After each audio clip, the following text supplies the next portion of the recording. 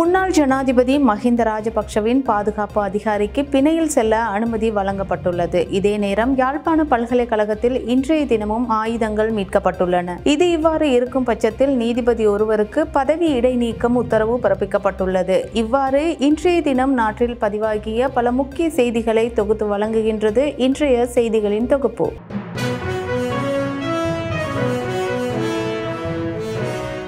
யாழ்ப்பாண பல்கலைக்கழக வளாகத்தில் ஆயுதங்கள் மீட்பு. முன்னாள் ஜனாதிபதி மஹிந்த ராஜபக்ஷவின் பாதுகாப்பு அதிகாரிக்கு பிணையில் செல்ல அனுமதி. அதிரடியாக பதவி இடைநீக்கம் செய்யப்பட்ட வெள்ளவாய நீதவான் மஞ்சுள ரத்நாயக்க. இஷாரா செபந்தியால் பிக்மி நிறுவனத்துக்கு ஏற்பட்ட சிக்கல். மறைந்த தாய்லாந்து முன்னாள் மகாராணிக்கு அஞ்சலி செலுத்திய ரணில். கேரள அவசிய மையம் எந்தவிதமான பிரச்சனைகள் இருந்தாலும் 24 மணி நேரத்தில் தீர்வு கிடைக்கும். தொடர்புக்கு 9908165856.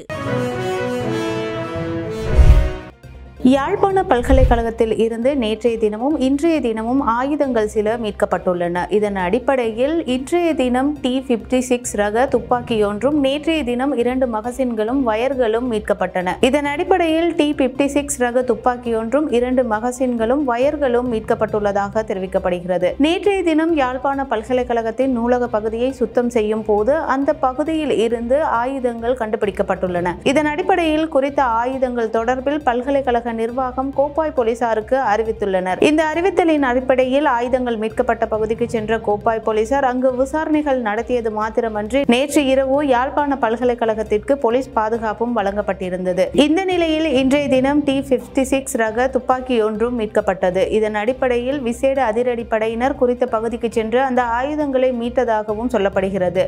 இது இவ்வாறு இருக்க ஆயுதங்கள் மீட்கப்பட்ட குறித்த பகுதியின் கூரையின் மேற்பரப்பை முழுமையாக ஆய்வு செய்யுமாறு உத்தரவிடப்பட்டுள்ளதாக கோப்பாய் போலீசார் தற்போது தெரிவித்திருக்கின்றனர். இதன் அடிப்படையில் குறித்த பகுதியை ஆய்வு செய்யும் நடவடிக்கைகள் ஆரம்பிக்கப்பட்டுள்ளதாகவும் தெரிய வந்திருக்கிறது. இது மாத்திரமல்லாமல் அந்த ஆயுதங்கள் 2005ஆம் ஆண்டு வெளியாகிய ஒரு பத்திரிகையில் மறைத்து வைக்கப்பட்டிருப்பது தெரிய வந்திருக்கிறது. இந்த அடிப்படையில் குறித்த ஆயுதங்கள் சுமார் 15 அல்லது 20 வருடங்களுக்கு முன்னர் மறைத்து வைக்கப்பட்ட ஆயுதங்களாக இருக்கலாம் என்ற ஒரு சந்தேகமும் எழுந்திருக்கிறது. இது இவ்வாறு இருக்க கடந்த 4ஆம் திகதி கிளிநொச்சி ஏக்கச்சி பகுதியில் தனியார் காணி ஒன்றில் வெடிக்காத நிலையில் சில குண்டுகளும் மீட்கப்பட்டிருந்தன. அது மாத்திரமல்லாமல் இம்மாதம் 1ஆம் திகதி தலைமன்னார் பகுதியில் இருந்து T56 ரக துப்பாக்கி உட்பட பல ஆயுதங்களும் மீட்கப்பட்டிருந்தன.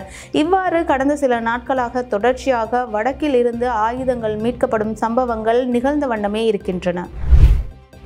விளக்கமறியலில் வைக்கப்பட்டிருந்த முன்னாள் ஜனாதிபதி மஹிந்த ராஜபக்ஷவின் முன்னாள் பாதுகாப்பு அதிகாரி நெவில் வன்னியாராச்சியை பிணையில் செல்ல அனுமதித்து கொழும்பு நீதவான் நீதிமன்றம் உத்தரவு பிறப்பித்துள்ளது. லஞ்ச ஒழிப்பு ஆணைக்குழுவின் அதிகாரிகள் மற்றும் பிரதிவாதி சார்பில் முன்னிலையான சட்டத்தரணி முன்வைத்த வாதங்களை பரிசீலித்த பின்னர் கொழும்பு தலைமை நீதவான் அசங்க எஸ் போதரகம இந்த உத்தரவை பிறப்பித்திருக்கிறார். அது மாத்திரமல்லாமல் சந்தேக நபரை 50,000 ரொக்க பிணையிலும் தலா 1 மில்லியன் ரூபாய் பெறுமதியான 3 சரீர பிணையிலும் செல்ல நீதவான் அனுமதித்திருக்கிறார். இதேவேளை சந்தேக நபருக்கு வெளிநாடு செல்ல தடை விதித்தும் நீதவான் உத்தரவு பிறப்பித்துள்ளார். அது மாத்திரமல்லாமல் குறித்த வழக்கை மீண்டும் விசாரணைக்கு ஜனவரி மாதம் 16ஆம் திகதி அழைக்குமாறும் நீதவான் உத்தரவு பிறப்பித்திருக்கிறார். 28 மில்லியன் ரூபாய் பெறுமதியான சொத்துக்களை முறைகேடான முறையில் ஈட்டியதாக சந்தேகத்தின் பேரில் நெவில் வன்னியாராச்சி லஞ்ச ஒழிப்பு ஆணைக்குழு அதிகாரிகளால் கைது செய்யப்பட்டிருந்தமை குறிப்பிடத்தக்க விடயமாகும்.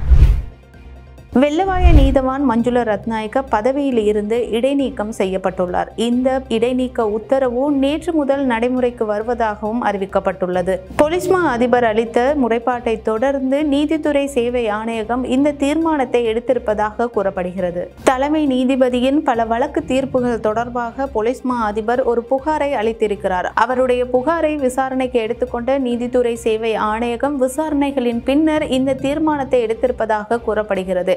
இதன் அடிப்படையில் வெள்ளவாய நீதவான் மஞ்சுள ரத்நாயக்க பதவி இடைநீக்கம் செய்யப்பட்டிருக்கிறார். கனேமுல்ல சஞ்சீவையின் கொலையில் பயன்படுத்தப்பட்ட டாக்ஸிகள் குறித்த அறிக்கையை கொழும்பு குற்றப்பிரிவுக்கு சமர்ப்பிக்குமாறு பிக்மி நிறுவனத்திற்கு கொழும்பு தலைமை நீதவான் உத்தரவு பிறப்பித்துள்ளார். கனேமுல்ல சஞ்சீவையின் கொலையின் பின்னர் இஷாரா செவ்வந்தி கொலையை செய்ததற்கு பிறகு தப்பிச் செல்வதற்காக பிக்மி நிறுவனத்திற்கு சொந்தமான பல வாகனங்களை பயன்படுத்தியிருந்தமை தெரிய வந்துள்ளது. இவ்வாறு இஷாரா செவ்வந்தி பிக்மி நிறுவனத்திற்கு சொந்தமான முச்சக்கர வண்டி உட்பட பல வாகனங்களை தப்பி செல்வதற்காக பயன்படுத்திய தகவலை கொழும்பு குற்றப்பிரிவு நீதிமன்றத்திற்கு வழங்கியிருக்கிறது. இந்த தகவலின் அடிப்படையிலேயே கொழும்பு தலைமை நீதவான் இந்த உத்தரவை பிறப்பித்திருக்கிறார். இந்த நிலையில் குறித்த தினத்தில் வாகனங்களை வாடகைக்கு எடுத்தவர்கள் தொடர்பான விவரங்கள், வாகனங்களின் எண்கள் மற்றும் வாகனங்களை ஓட்டிய சாரதிகள் தொடர்பான தகவல்களை குறித்த அறிக்கையில் இணைத்து அந்த அறிக்கையை கொழும்பு குற்றப்பிரிவுக்கு சமர்ப்பிக்குமாறு பிக்மி நிறுவனத்திற்கு அறிவிக்கப்பட்டுள்ளது. குறித்த வாகனங்கள் தொடர்பான தகவல்களை உள்ளடக்கிய அந்த அறிக்கை இசாரா செவ்வந்தி தொடர்பான விசாரணைக்கும் கனைமுல்ல சஞ்சீவையின் கொலை தொடர்பான விசாரணைக்கும் பல தகவல்களை வழங்கலாம் என்ற அடிப்படையில் போலீசார் முன்வைத்த கோரிக்கைக்கு நீதவான் இவ்வாறு உத்தரவு பிறப்பித்துள்ளார்.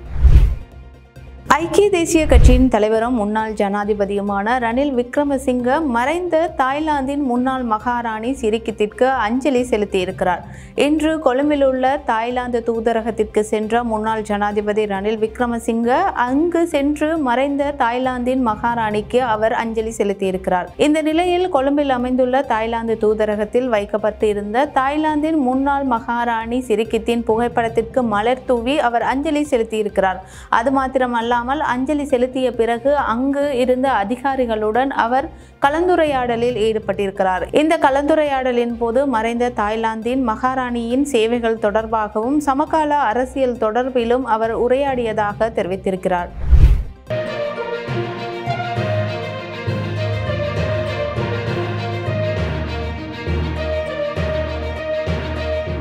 கேரள அவசிய மையம் எந்தவிதமான பிரச்சனைகள் இருந்தாலும் 24 மணி நேரத்தில் தீர்வு கிடைக்கும். தொடர்புக்கு 9908165856.